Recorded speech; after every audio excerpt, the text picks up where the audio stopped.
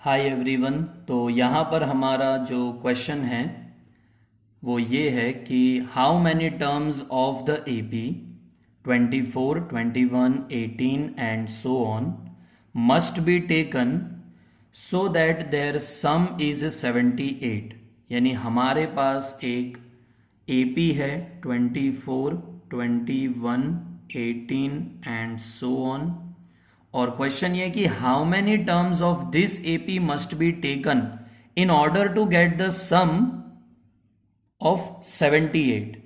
यानी कि ये हमारे पास एपी गिवन है, इसके कितने टर्म्स का एडिशन 78 होगा, इस एपी के कितने टर्म्स का सम, कितने टर्म्स का एडिशन 78 होगा, वो हमें जानना है। तो सबसे पहले अगर एपी गिवन हो तो फर्स्ट टर्म यानी कि ए हमारा कितना है 24 है ना, first term.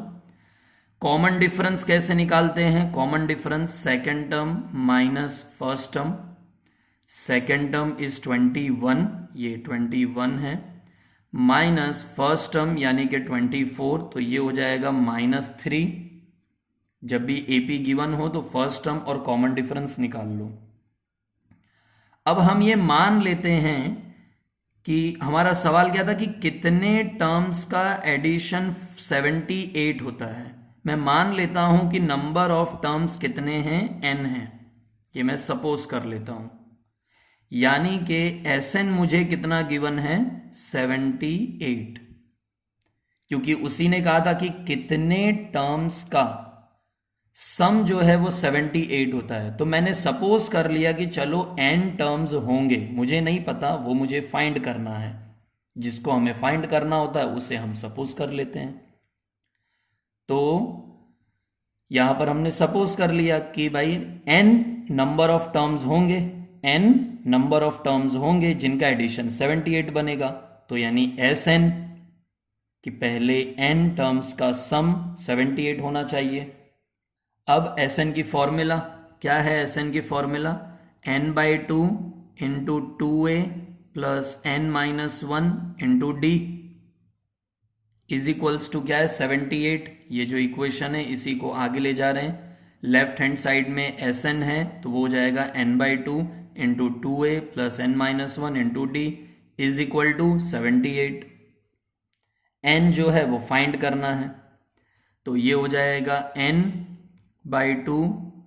Into 2a, a की जगह मैं लिख सकता हूं 24 क्योंकि a की वैल्यू 24 है, प्लस देख सकते हो n-1 एज इट इज क्योंकि n नहीं पता, इंटू d, तो d जो है वो हमारा -3 है, तो ये n-1 इंटू d है, यानी ब्रैकेट लगाना जरूरी है। अगर हम यहाँ पर ब्रैकेट नहीं लगाएंगे तो बहुत ही बड़ा ब्लंडर हो सकता है ना। n-1 -3 तो वो n-4 लिख देंगे काफ़ी लोग, वो बहुत ही बड़ा प्रॉब्लम हो जाएगा, फिर वो सब्ट्रैक्शन की तरह देखने लग जाएंगे कि ये -3 है, लेकिन ऐसा नहीं है। n-1 इंटू डी है, यानी n-1 multiplied by d, that is common difference, that is -3 in our case, is equals to क्या है 78। तो ये क्या हो जाएगा n/2, 2 टाइम्स 24 दैट इज 48। अब यहां पर ब्रैकेट ओपन करेंगे, n एक बार इसके साथ होगा और एक बार 1 भी इसके साथ होगा, तो n into -3 that is -3n, -1 into -3 that is +3 is equals to 78। अब मैं क्या करूंगा, ये जो 2 डिवीजन में है, ये 2 यहां मल्टीप्लीकेशन में जा सकता है ना, साइड चेंज कर दिया, तो यहां बचा क्या n और 48 प्लस 3, तो ये हो जाएगा 51 - 3n, 48 प्लस 3 तो ये 51।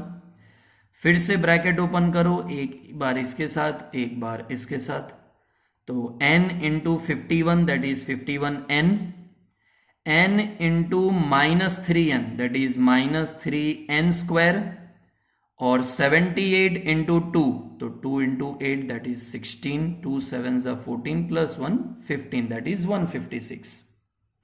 अब मैं क्या करूंगा जरा ध्यान से देखना, -3n² को मैं राइट साइड भेज देता हूं तो +3n²। 51n को राइट साइड भेजूंगा तो -51n। और 156 तो ऑलरेडी राइट साइड है, यानी लेफ्ट में कुछ भी नहीं बचा। मैंने क्या किया, -3n² को राइट में भेज दिया तो +3n²। 51n को राइट साइड सेंड कर दिया तो -51n। और राइट में 156 ऑलरेडी है तो उसका साइन तो चेंज नहीं होगा, यानी -3n² वहां चला गया, 51n वहां चला गया, यानी लेफ्ट में कुछ नहीं बचा, 0। बट हम इसको अगर ऐसा भी लिखें =0 तब भी तो कोई फर्क नहीं पड़ेगा, इक्वेशन तो वही है मैथमेटिक्स के हिसाब से। ओके, तो 3n² -51n + 156 = 0 यही आया था। अब इसको हम सॉल्व करने की कोशिश करते हैं। तो यहाँ मैं 3 कॉमन ले लूँगा तो ये बन जाएगा n² -17n + 52 = 0, है ना। 3 कॉमन लेंगे तो ऐसे ही होगा, 51 को 3 से डिवाइड कर लो तो वो 17 आएगा, और 156 को 3 से डिवाइड कर लो तो वो 52 आएगा। यानी कि उल्टा भी कह सकते हैं कि 3 को 17 से मल्टीप्लाई करो तो 51 आ जाएगा, 3 को 52 से मल्टीप्लाई करो तो 156 आ जाएगा। जैसा भी तुम्हें कॉमन लेना सीखा होगा बस उस हिसाब से करो। यहाँ पर 3 के टेबल में 3, 51 और 156 तीनों ही आते हैं, तो इसीलिए मैंने 3 को कॉमन ले लिया। कुछ लोग ऐसा सोचते हैं कि 3 में क्या मल्टीप्लाई करूं मैं, कुछ लोग सीधा डिवाइड करके सोच लेते हैं, बात दोनों एक ही है। चलो लंबा नहीं करते हैं, आगे बढ़ते हैं। तो यहाँ पर जो है ये n² -17n + 52 = ये जो 3 मल्टीप्लिकेशन में है ये चला जाएगा डिवीजन में, तो ये क्या बन जाएगा, n² -17n + 52 = 0, है ना। 0 डिवाइडेड बाई 3 वो भी 0 ही होता है। अब हम क्या करेंगे, तो अब हम देखेंगे फर्स्ट टर्म, फिर हम देखेंगे लास्ट टर्म, दोनों को मल्टीप्लाई करेंगे, यानी स्प्लिटिंग द मिडल टर्म करने वाले हैं। 52n², इसके 2 फैक्टर्स हम फाइंड करेंगे इस तरीके से कि मल्टीप्लिकेशन 52n² आए, लेकिन उनका एडिशन या हम उनका सब्ट्रैक्शन करेंगे तो -17n आना चाहिए। तो ऐसा कुछ है। वैसे 52 के टेबल्स काफ़ी लोगों को पता होते हैं, यानी मैं ये कहना चाह रहा हूँ कि 13 × 4 52 होता है ना। 13 के टेबल्स काफ़ी लोगों को याद होते हैं, तो उनको पता होता है कि 13 × 4 जो है वो 52 होता है। और 13 + 4 देखो 17 भी होता है, यानी एडिशन जो है वो 17 है और मल्टीप्लिकेशन 52n² है, यानी इधर n होगा और इधर n होगा। लेकिन ये -17n है, तो मैं क्या करूंगा, माइनस दोनों पर अप्लाई कर दूंगा। तो -13 -4 तो ये हो जाएगा -17, क्योंकि माइनस माइनस प्लस। लेकिन -13 × -4 क्योंकि मल्टीप्लिकेशन किया तो वो +52 ही बनेगा। तो ये हमारे फैक्टर्स हो गए। स्प्लिटिंग द मिडल टर्म है, बहुत बड़ा रॉकेट साइंस नहीं है, सिंपल है। तो यहाँ पर अब क्या आ जाएगा, तो first term as it is and last term as it is. जो मिडल टर्म है वो स्प्लिट हो जाएगा, तो फैक्टराइजेशन कहते हैं और famously splitting the middle term कहते हैं, यानी मिडल टर्म को स्प्लिट करना होता है। n² एज इट इज है, 52 एज इट इज है। -17n जो है वो फैक्टर्स के अकॉर्डिंग स्प्लिट हो जाएगा, -13n -4n। तो पहले 2 में से मैं कह सकता हूं कि n कॉमन आएगा तो बचेगा n -13, है ना। n × n n², n × -13 -13n। ये मुझे नहीं करना चाहिए, काफी इजी है, लेकिन चलो।